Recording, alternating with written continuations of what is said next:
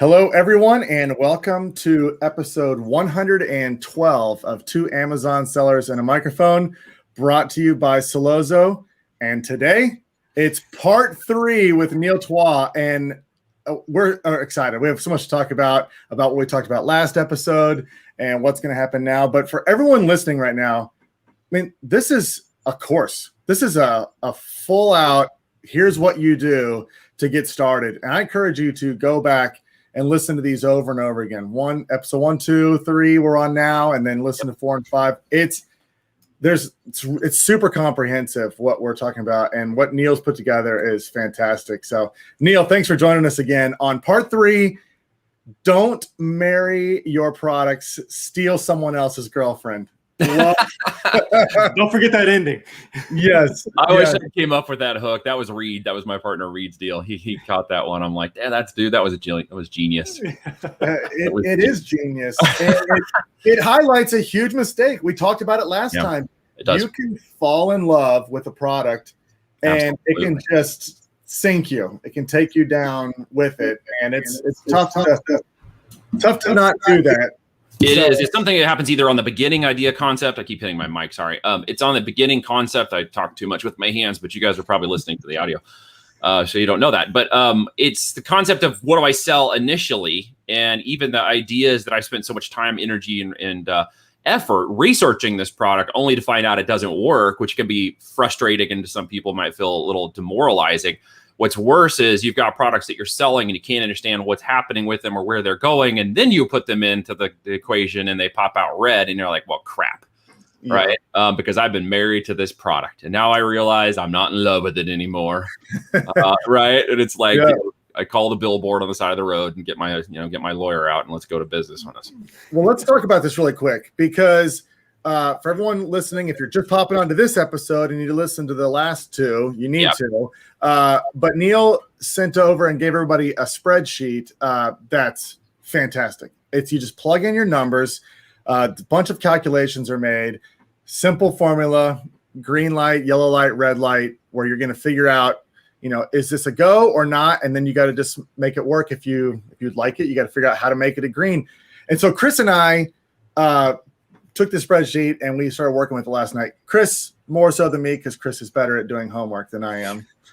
Not always. It's okay, Chris. There's always one slacker in the group. Yeah, right? I was just super curious because I wanted to see for myself. And So what I did, we added the document again in the notes for this episode. So excellent. You can also get that one. But what I did is I made a copy like you told us to do. Yep. And then I went through all my products and just filled in the numbers. Obviously, I deleted all the numbers that were in there in my copy. And then added my own numbers, and it was an eye-opening experience. Like what's really neat about it is all I had to do was put some like my review counts and the estimated units and price and my cost of goods, and then it came out with it. There's about 8 blue columns you'll see that blue. Those are the only ones you want to change so you don't mess with the equations.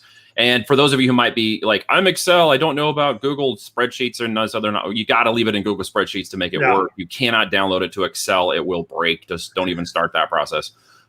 Just get yourself the Google Sheets, and use it. It's real simple. And it's set up so that you can share it with your team, your virtual assistants, your sourcing agents. That's the beauty of putting it together that way. Just a real quick question for someone who's doing this and they have no products yet. Yeah. And they're researching it. When you put these numbers in, are you just like the review count and all that? Are you doing like the average review count of all the competitors in the space, or are you putting in part of that? Absolutely. It's really trying to give you a baseline of the competitors you're dealing with. So it gives you an understanding of the average. If you look at the last column, it kind of helps you understand what you sort of need to be looking at, not just now, but in the future in terms of that competition that you're going to overtake. Because believe it or not, guys, and I'm sure you know this, but let's say this out loud to the audience who's listening. There are only 3 to 5 competitors in the marketplace for the product you're going to sell. I know it doesn't sound like that at the moment because we've talked about millions of products, but when you get down to the bottom line, when you're going to compete with a product in the market and a business who might be selling against that, or someone that you want to bring in as a product and you want to brand it yourself and go to head with them, there's only 3 to 5 of those people you're going to actually go after. That's the top of the hill for you. When it comes to market share, when it comes to how much traffic can I make, How much money can I make off that traffic? And of course, keeping my profitability very strong in my competitive advantage. There's only 3 to 5. And people get blown away by that. But when you do the market research and you put it in this spreadsheet and you see it pop out, you'll start to recognize the pattern in those, and you'll be able to see who those other sellers are. And you really start to get into more of the market research too, which is a very big component of the product research. And that's one of the things we're going to pull back on a little bit today. With today's fun topic of don't marry your product, steal someone else's girlfriend, we're going to kind of pull up a macro level just a little bit, because the last 2 episodes and the exercise you guys took in last night and worked on, which is fantastic, was at the micro level. But then we have to look at all that pattern of data, right? Because the tool is only so good if you understand how to read the data. It's the hammer analogy I used the other day, right? I mean, you can have a hammer to build a house, but if you've never actually swung it the right way or the correct way, or even know how to swing it, you're not going to build a house. The hammer is no good if you have no knowledge and skills to use it and you've never actually applied it, right? Otherwise, it's just a hammer looking for a nail, and that doesn't work. And so today, as we transition, I want to hear what you guys have to say about your products, because it will hit us at the macro level, because we're going to back up and start to say, where did you come up with those ideas? Why don't they work?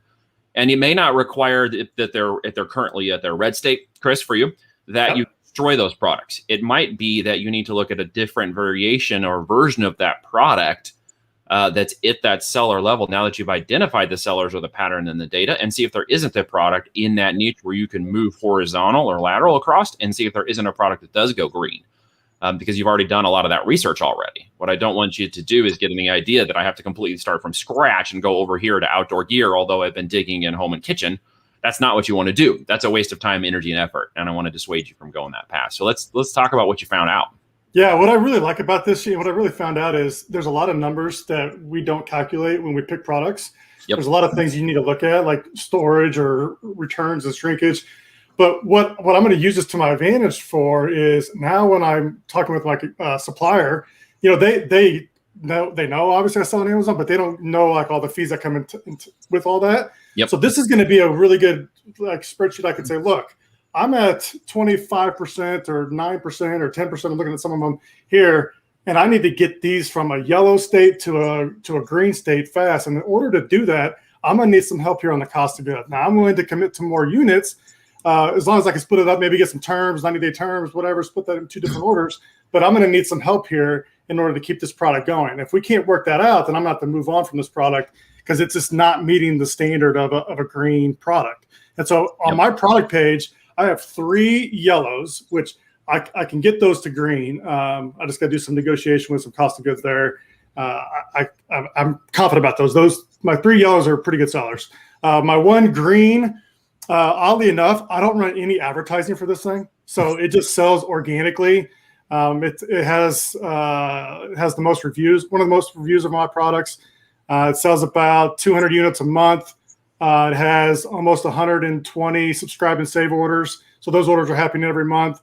And I don't really run a lot of advertising to it. I just kind of let it run on its own. It's a high-end product, and it's my best. It makes me about $10 a dollar profit. 27% net margin or net profit, and then 64 of the net ROI. So that's my only green. Nice. My net profits, I had a lot more. I have a couple reds in those, and the first 2 are brand new products. Like I literally just launched these a month ago, and obviously they're red. So I got to figure out how to get those to yellow. And in order to do that, I'm going to have to do some ranking, or I'm going to have to increase the amount of units I'm selling a month. My price is good. My price is good there. I'm very competitive on the price. I've looked through that and looked at all my pricing. So my price is competitive on those. So I don't think the pricing is an issue. It's a matter of getting that BSR lower and getting my estimated units a month higher. My reviews are low. I got one product that's 11, one has 22. My ratings are 4.6 and 4. So that 4, I need to bump up there to try to get that 4.5 star. But they're good. They sell well now. I just got them back in stock, so that's kind of the reason they're red. One product that I've been selling for a while, it has 160 subscribe and save orders every month, but it's a $2 net profit, and it's a 9% net percentage profit. So it's red across the board with the exception of a yellow on the net ROI. But I got to figure out a way to get that one lower, and that's where it's going to be, I think, to my advantage, where I can go to my supplier and say, look, we can continue to buy this product. We order, 2, 3, maybe sometimes 500 units at a time. Yeah. If I could split that up, maybe that's good. Now, one thing I don't know is entirely true is the tool I use to get the fulfillment. It says that it's 808 per fulfillment. Now that seems high to me because a lot of my other products are around 4, 3, 6. This one seems high at 808. So maybe if I figure out that fulfillment somehow or get that remeasured with Amazon, maybe that can bring that down a little bit and maybe move it into more of a yellow range.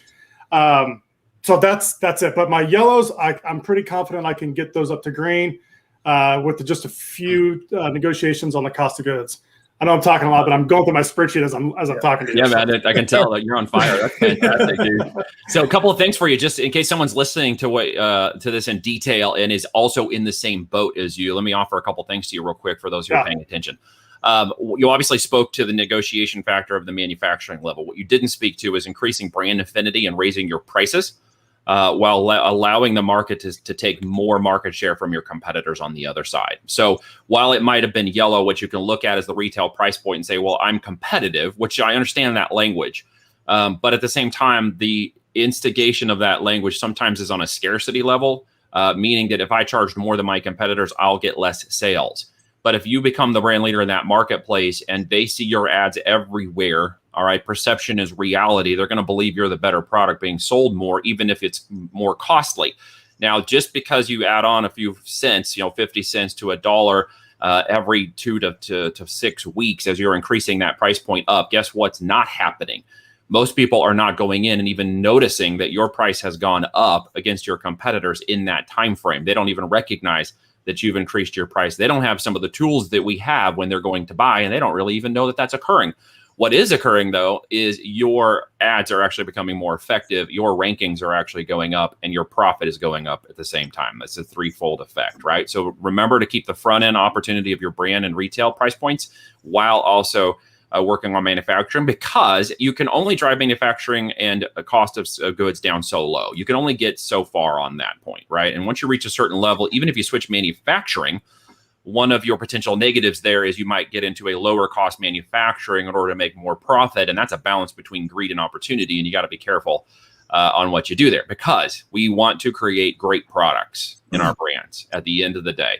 And that might mean our cost of goods is a little bit higher to accomplish that.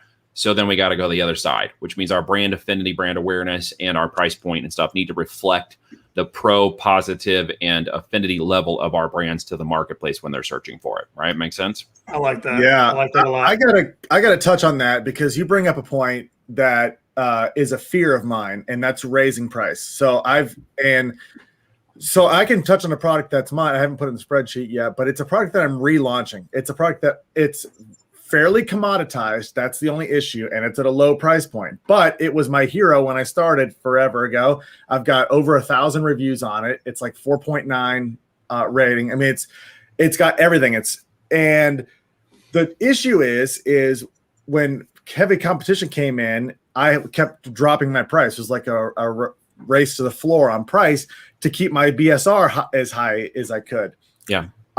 Now that I'm relaunching and talking through this to speak to the point about the psychology of raising price to keep that ROI and the profit margin higher, but taking less share of the marketplace, that scares a lot of people because you can lose page rank, you can lose all kinds of things if your sales velocity starts slowing down. It really depends upon how much you're raising the price and when you're doing it against the market, right? It doesn't, what everybody wants to do is go say, raise their price $1, $2, $5, $10, right? And they want to just go switch that price over and just see the sales change or the cost change or whatever.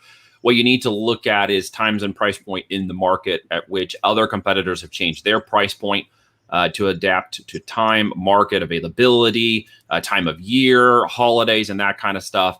And what you want to do is kind of find that bridge that allows you to go up so many. It may only be 25 cents the first time. It may be another 25 cents. You may be able to get another 50 out of it and kind of wait and see the numbers pan out.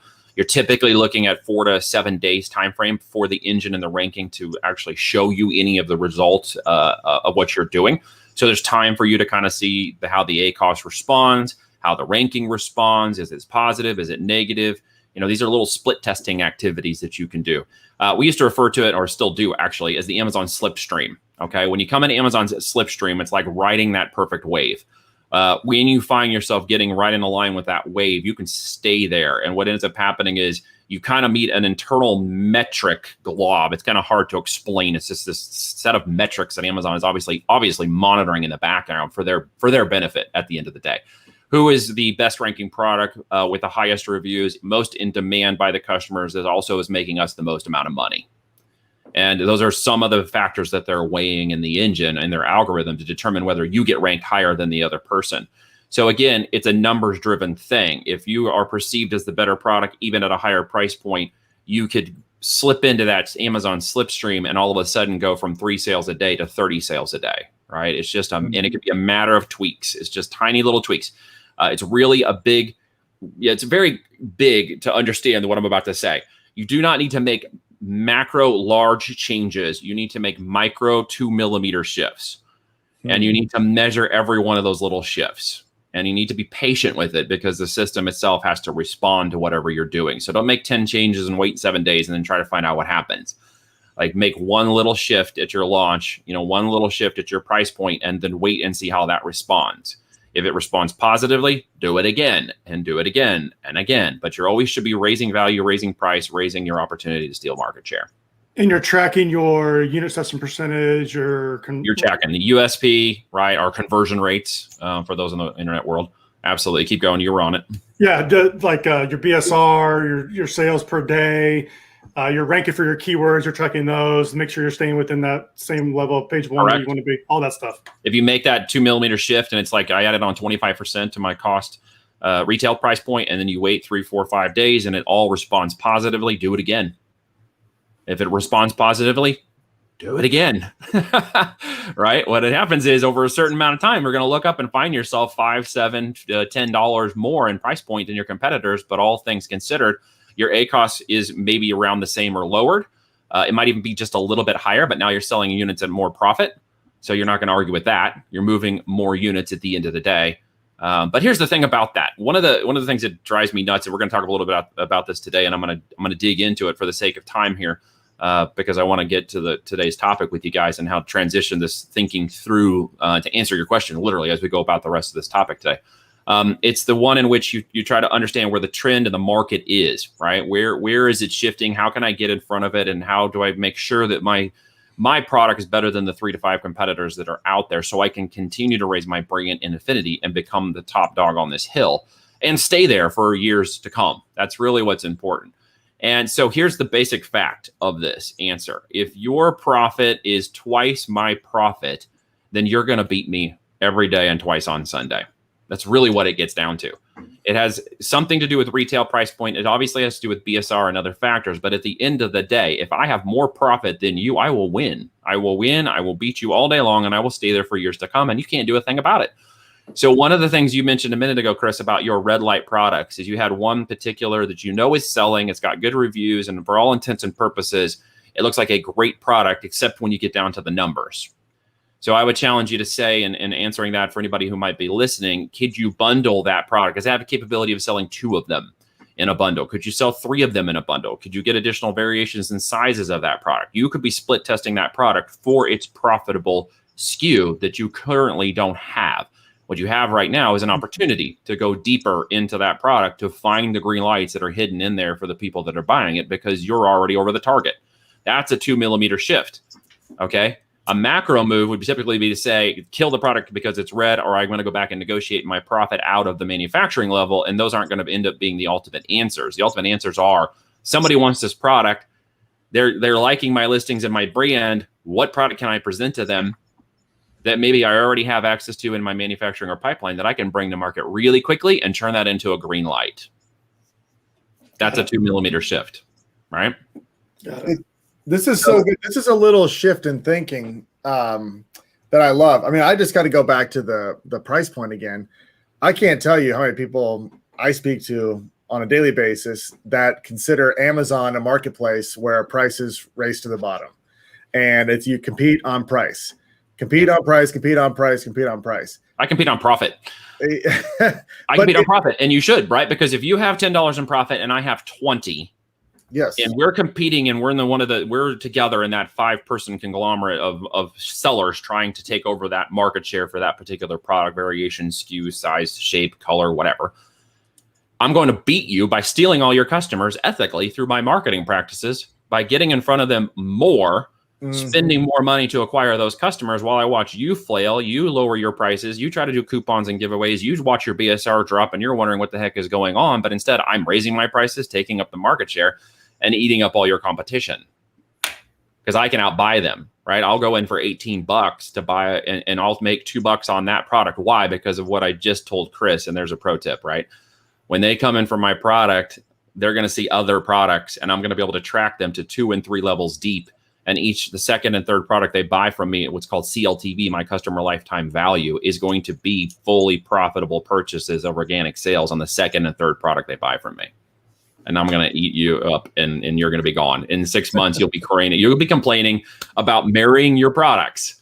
And why aren't they working? And I'm lowering my prices, and I'm doing campaigns and rebates, and I'm trying to relaunch, and I'm doing all this stuff, and I'm freaking out because I'm losing market share, and my BSR is, going through the floor, right? Yeah. Okay, we got it now. Let's talk about that. You're preaching to people who are in this space right now, and I'm curious. Yeah. I've got a product I've been married to since 2014, and I'm relaunching, and I'm freaking out about all the stuff you're just talking about. It's the price point's low, whatever. Talk about this. Let's go into it. Why is it super important? Why is that important? And can you steal someone else's girlfriend instead? Yes. All right. So this is super important, right? Because your product exists to do a certain job, right? It exists to do a job, and that is to make money for the business and to be profitable. It's also important to understand that those products have a life cycle. They are going to evolve, ebb, and flow to a certain degree, even if they've been up there for 2, 3, 4, 5 years. The ability to refresh those products, change them up a little bit, add new variations is an opportunity, right? Because you can spend a fortune launching a new product, and it won't cost you as much to relaunch an existing product that's working well, right? Mm-hmm. So your tendency is to hang on to aging products rather than launch new ones. This is also a flip. Like, I've got that product, it's sitting there, it's working really well. Well, why don't I have 20 other variations of that product, right? Because the tendency is to hang on to the ones that are working and not launch new ones. So time and money has already been invested in that whole activity already. And you got to have confidence in the fact that you know the audience, you know the market, you know the keywords, you know what you're doing. So you need to start doubling down on the activities of that audience and giving them more of the products that they want from your brand, right? Because we don't want to wring last every penny out of everything before we move on. We don't want to do that, right? That's complacency. The market's already moving, and you're going to be behind, right? So today we want to ask the question is, what if we could ride the wave that someone else already paid to create because it's already in the marketplace? We can launch products more effortlessly, okay? What if we can launch them more inexpensively? That's a big one too, right? How to do it, or even for free, because I'm going to tell you a story about how we've done that repeatedly. Launch products without giveaways or rebates. Done that too, right? Rebates and giveaways have been a big component. In fact, I helped innovate some of that stuff a long time ago. I hate to say that in braggadocious manner, but I really did a long time ago innovate an entire process of giveaway campaigns and coupons that led to search and buy, which is now like a normal thing. But we were talking about search and buy in 2014, way back before anybody knew about it. And I got all the videos to prove it. So maybe it's not bragging, but that's truth. Know in advance what products will sell well. That's what we've been talking about the last 2 days. What sells well? Where's their competition? Who are my 3 to 5? Is it profitable with my green lights? That's part of the advanced strategy we're talking about. And obviously focusing on supply chain and knowing those will succeed is a component of that whole thing, Chris, which you just broke down, right? With the products that you're talking about. Knowing they're going to succeed. At this point, you got red lights. How are you going to know they are going to succeed? Because you're going to stop marrying your products. Got it. Right? We are going to go borrow somebody else's girlfriend.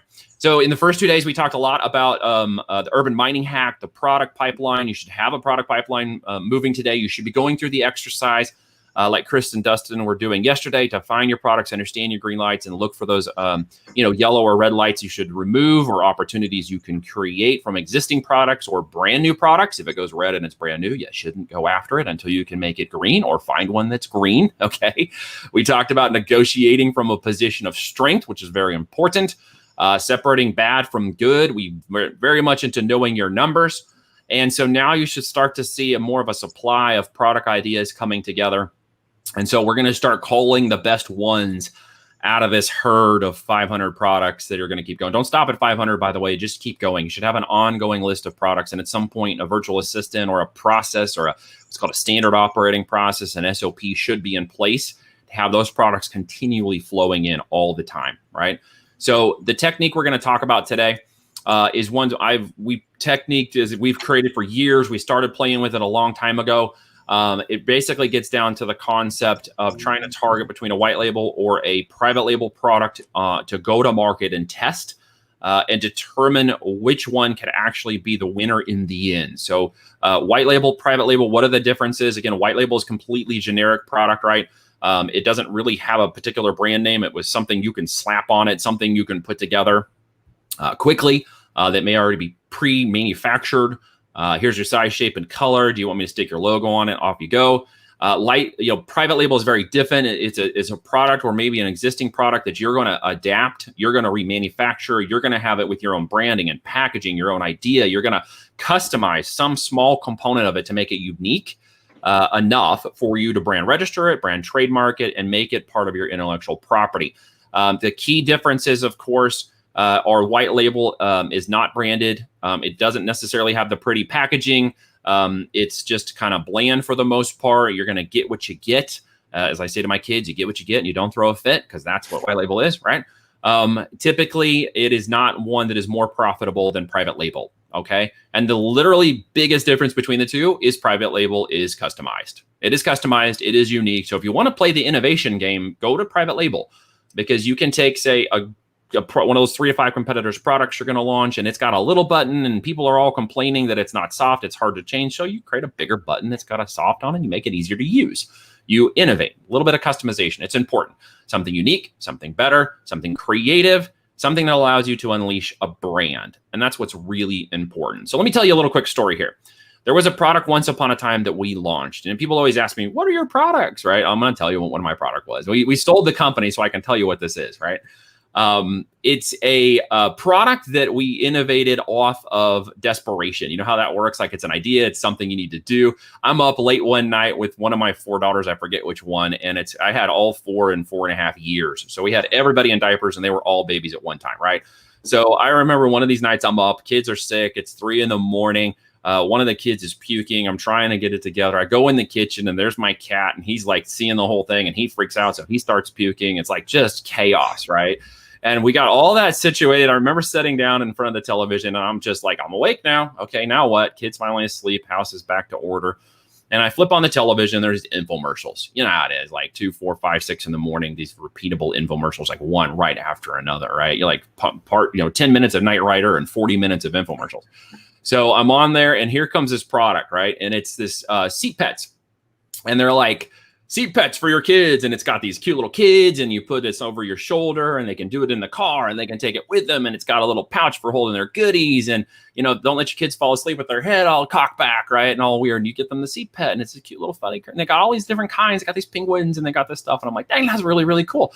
And so I messaged Reed, right? At like 4 a.m. I'm like, dude, you got to check out this product. It's called Seat Pets. So Reed, does this thing. He comes back and he said, you know what? We could sell that product. He goes, this is just going to market. They're just pushing their advertising out. They barely got a presence on Amazon. He's like, I bet we could beat them to market. Now, this is the first concept of doing this. We hadn't really decided how this would work. This was like an imperfect action going to market imperfectly, right? So he calls up the manufacturer. He says, hey, can we start making some of these? Can we get a prototype in place? And they start showing us some pictures of these fugly looking, like, they're terrible, right? And so we keep going back, and we're like, no, it cannot have like an octagon head. It needs to be like an animal. You got to make this thing look.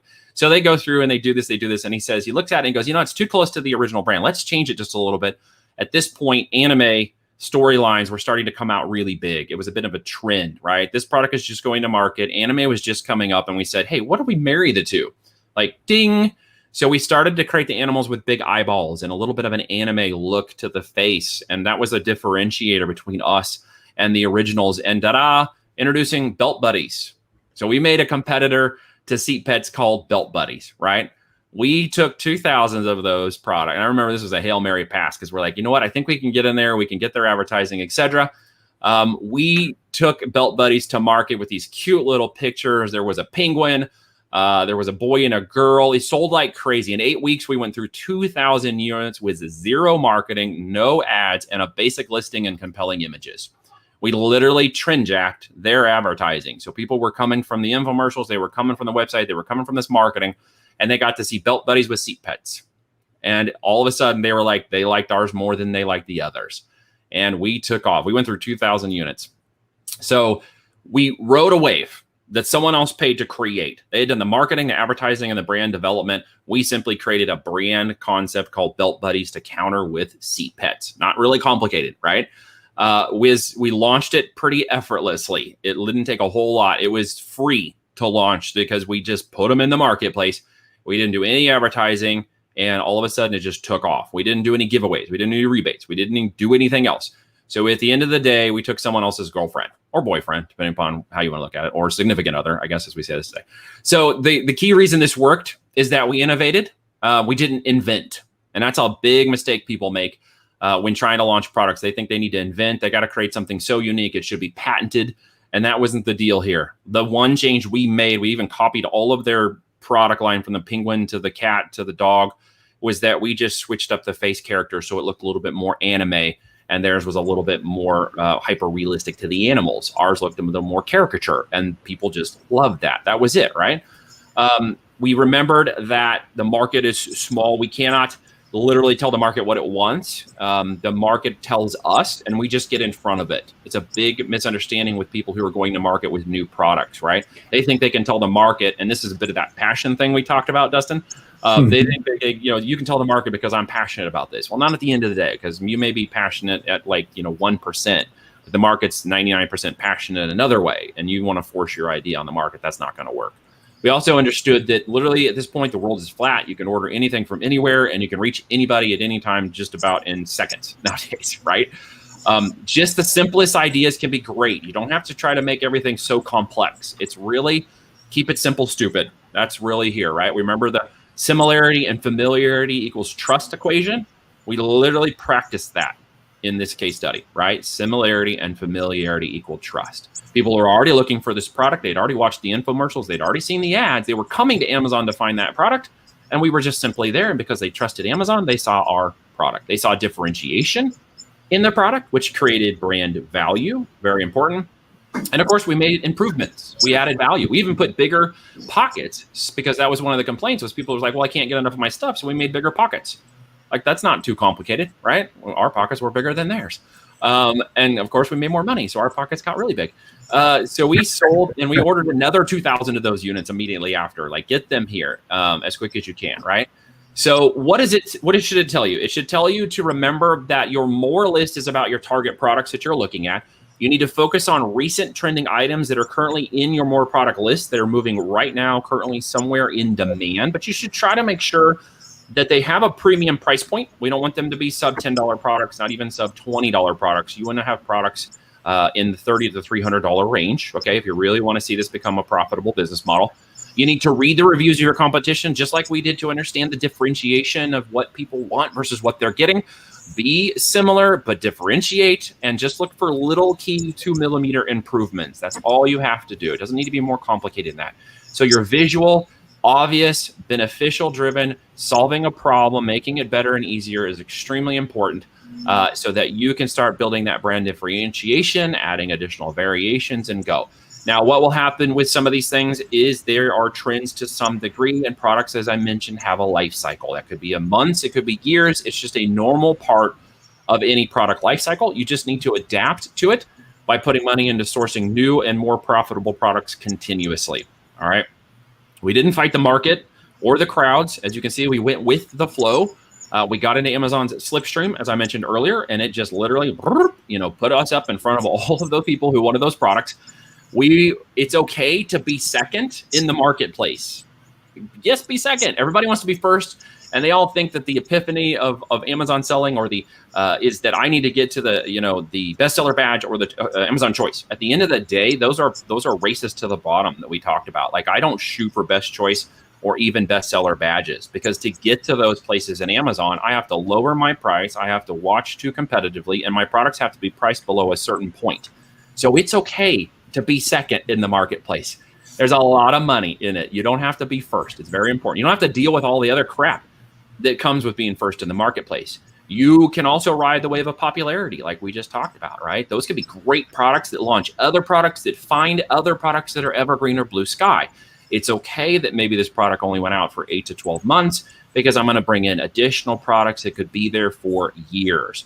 Trends and buzz, very important. We just happen to, at this point, use the infomercial to harness some of that awareness. You could use social media or other places to look for these trends in the products that are coming out of your more list as you're starting to find those green lights and your yellow lights.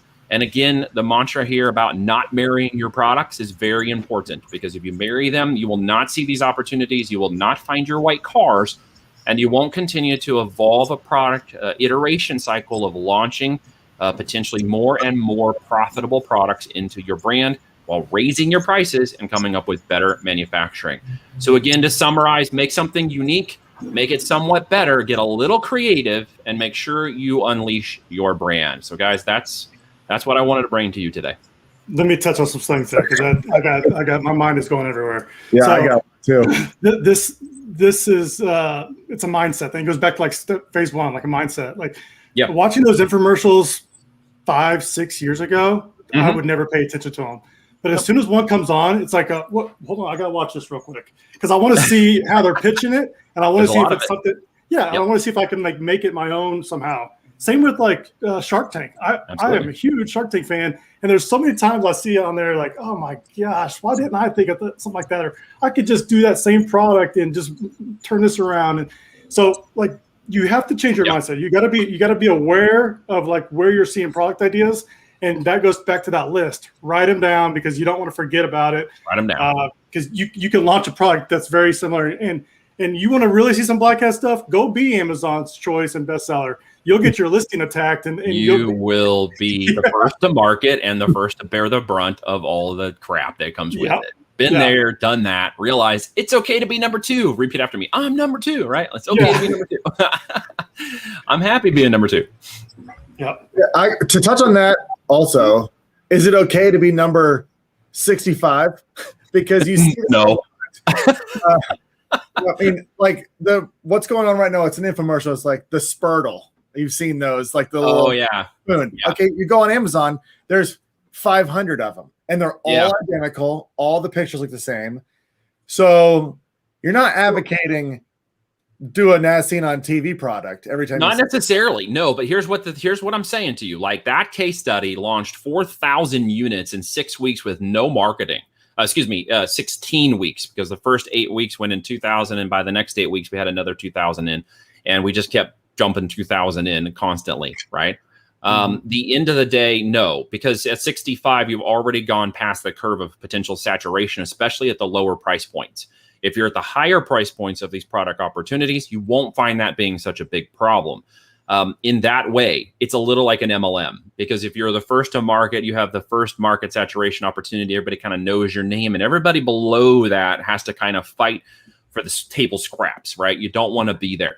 Now, it's important to understand we launched a bunch of other products in that brand off the back end of our belt buddies. And that's the most important thing to understand. As you find those products, those go-to-market opportunities, you are capitalizing a little bit on the buzz and social media and trend, which means your life cycle bell curve is going to be shorter potentially, but you can make it very profitable. What you should do, reinvest in your business. Don't go buy a Ferrari.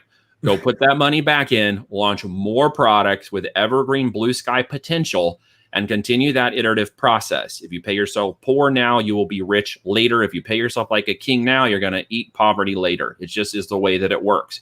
And I see too many people doing that, right? They come in and it's like, well, how much did you spend this month? Well, I spent this much on new products. How much did you pay yourself? Well, I paid myself this much. Well, do you really need to live at that level right now? Or could you live down here just fine while reinvesting and watching that go up and up and up and up?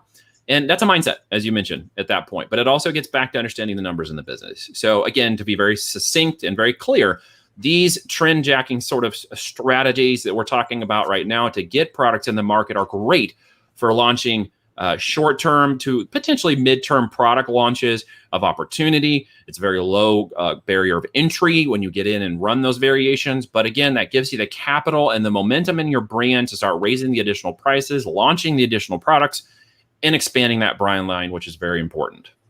If I'm hearing you right, it's don't try to reinvent the wheel. Just make it simple.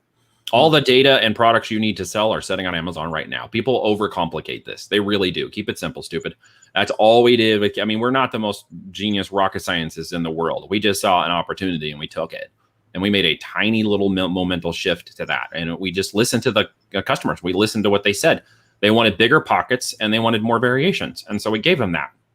And that's exactly what they wanted. And there are thousands. Oh, that was a long time ago, Neil, or blah, blah, blah. You know, that's a scarcity mindset.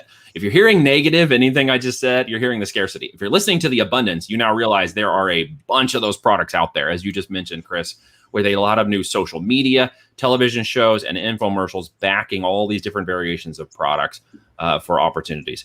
Here's the one thing I wouldn't do if I were you in this area. I would not launch seasonal products in this area. You will marry those products. You will find a potentiality that 6 months of no profit and 6 months of profit is not a business. You're going to have to launch definitely more products, and you're going to have to cover the other seasons in that business if you go after seasonal, or you are in seasonal products, or you will have really bad gaps. What does that look like to you? It's a tough business model to run.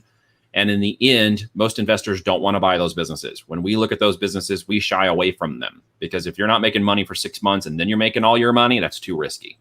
So if you're running that kind of model, you have to either get into more of those evergreen, long-term, all year round product opportunities, or fill the rest of the seasonal gaps with your products to create an even keeled revenue stream over the entire year. Yeah, I used to work for a retail company or e-commerce company that sold sporting goods, and it was February to about March. Yeah. That was it, because everybody's buying all their goods then. And then those summer months and those fall months, you just kind of scraped by, kind of got some few sales there, and then you just did it all over again. So you got all your focus on seasonality went to those like 3 months, and then after that, you're trying to figure out how to keep the business afloat and keep it rolling. Yeah, and that's a problem that a lot of sellers run into. So again, I'm not against seasonal. I am not for it per se in this type of model. You can do these, but you need to understand the risks. Don't marry those products, because for 6 months out of the year, you're going to want to divorce them. That's just the truth. When there's no profit and there's no business coming in, and you're getting like one sale a day when you were doing 50, that's going to hurt. It's going to hurt your mindset too. It really is, because you're going to be like, oh crap, this business doesn't work for 6 months. It's too much of a roller coaster. Then you're back up again. Yeah, look at me. I'm on top of the world. Yes. I love this whole conversation. I mean, about the mindset. It's so true. And I think this is a mistake that I've certainly made in the past, is launching a product, but then not revisiting it over and over to see, because you feel like you did it. It's there, it's moving, and you're just making rash or decisions to try to keep it going, like lowering the price. Oh, if I lowered my price $1 and my sales are back to where they were. Okay. And then you move on, and like a month later, you got to do the same thing. Oh, I lowered my sales $1. I'm back to where, but the process of revisiting that and say, could I do something different with this? Either revamp it, add the profitability, like talking about. I mean, I'm really encouraged right now about raising prices. That has always been something I fought against, because it's that balance of market share and sales. And it's really hard to see your sales go down. But if you're focused on profitability, like you're talking about, it can make sense. And maybe you can have more money now to launch a product that can do better. It really gets down to questioning whether or not you believe your brand is in line with the customer needs, and whether or not they're willing to pay $1 or $2 more for your product. Think about that for a second, right? What would the difference between, even $3 to $5 mean in the profit margins of your business and your growth? And are your customers willing to pay $3 to $5 more for your product? If their answer is no, then maybe you have the wrong customer base. So now you're looking at it differently, right? Because you need to be looking at it from, my customers only value my brand for X. They're not taking me for a serious brand that I want to be seen. And therefore, I need to be moving towards a brand affinity in which people say, I only paid $50 for this. I would have spent $150. Not, I paid $20 for this and they want it for $24. Heck no. See, it's a total different customer type. I gotta write that down and look at that brand affinity and how that can justify. I mean, I do it all the time. I've got Sure you do. $1,400 laptop here because it's a Mac. Because it's the one you wanted, and the car you drive, and the shoes you have, down to the wallet you got, and maybe even the gun you chose, is all because you believe in the brand and you were willing to pay for the price point. And believe it or not, thinking about raising your prices and feeling negative about the outcome means you're not confident in your brand's affinity, and you need to change that so that you get into line with the audience that's buying those products, who is, because they're already there. And that's another 2 millimeter shift. You need to realize that if you've got products that are selling for that long, anybody who's listening to this, and they have had that experience and that sales history, there are other segmentations of that customer audience you are not touching who are willing to pay more. So what do? You launch that product at a different affinity level, and you touch on the customer audience that was willing to pay more for the product you're already selling. So good. Love it. This is great. This is a great exercise for everybody to go through, whether you're just starting or whether you've got an existing business. We're having a blast doing this. What's next, Neil? What are we talking about? What are we going after next? Yeah. What's next? But wait, there's more. So tomorrow we're going to go after Amazon might be a river, but it's also a tree. It is going to be some of the deeply held secrets of how to get your products to rank in certain ways Amazon wants you to do it, and the ways they don't want you to do it, in order to gain maximum relevancy for your products in the market so that you can rank higher, raise your prices, and overcome your competition. We're going to talk about that on the next session. I can't questions wait. here. This is going to be good. I can't wait. Another spreadsheet coming at you. Good. Oh, yeah. Oh, I shouldn't have said that. Dang it. I broke that. That was my cliffhanger. Now I totally blew it. Crap. I love it. Well, we have to come back. Lost. We have to come back. There was a cliffhanger right there. We have to. Chris froze up. But all right, so we'll put the spreadsheet that you've already put out. We'll attach to this one. Anyone who hasn't done that yet, make sure you go through, put your numbers in so you can see. If you're watching this video, it's pretty funny. Chris is totally frozen. He's still hanging out. Very dramatic exit. Very dramatic. Very diva. Exactly. But so everyone listening, if you're listening to this podcast and you love content like this, make sure you subscribe to our podcast on whatever platform you're listening to it on. Also, if you would like to see the live streams, you can go to Celozo's Facebook page, like that page, and make sure you turn on notifications. You'll be notified when we go live. We'll do it almost every single day with amazing people like Neil. Also on our YouTube channel, we're live streaming. So subscribe to Celozo's YouTube channel. You'll get all these videos. You're going to want to watch this series over and over again for sure, this 5-part with Neil. So please do that. We'll be back at this again tomorrow with Neil. Cannot wait. And so we'll see everybody again